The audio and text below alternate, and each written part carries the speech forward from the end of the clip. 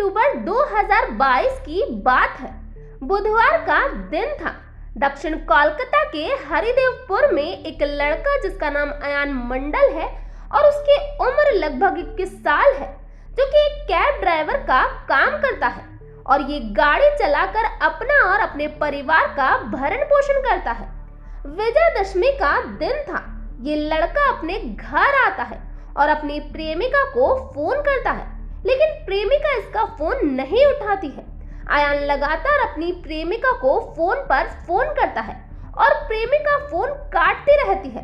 अयान को बड़ा गुस्सा आता है और ये भी सोच सोच कर परेशान होता है कि कहीं प्रेमिका किसी मुसीबत में तो नहीं है।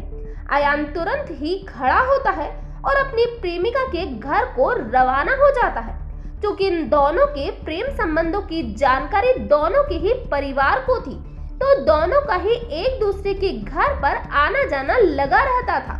अयान घर से निकलता है, लेकिन अब 6 अक्टूबर आ जाता है और अयान अब तक घर नहीं लौटता।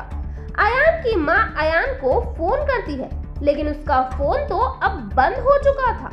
जब अयान की मां उसकी प्रेमिका को फोन करती है, तो प्रेमिका फिर फोन पर फोन काटती रहती है और कुछ ही देर में प्रेमिका अयान के घर पहुंच जाती है। प्रेमिका काफी डरी हुई होती है।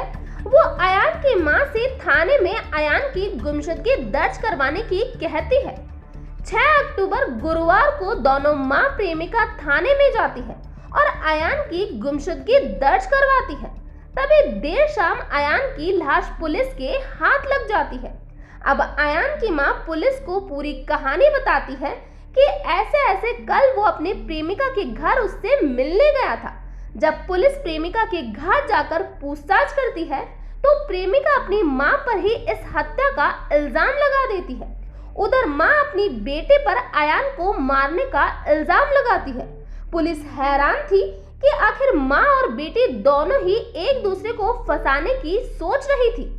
पुलिस अब घर वालों से सख्ती से पूछताछ करती है, तो प्रेमिका बताती है कि 5 अक्टूबर को उसके और उसकी मां के बीच झगड़ा हो रहा था।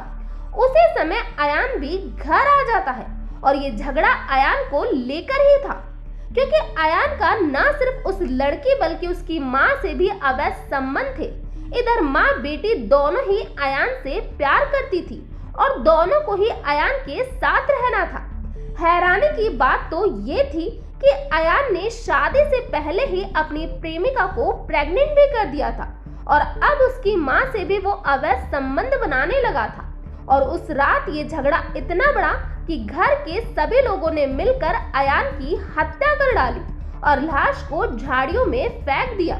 प्रेमिका ने खुद को बचाने के लिए गुमशुदगी की रिपोर्ट दर्ज करवाने का नाटक किया, जबकि हत्या में वो भी अपने परिवार के साथ शामिल थी।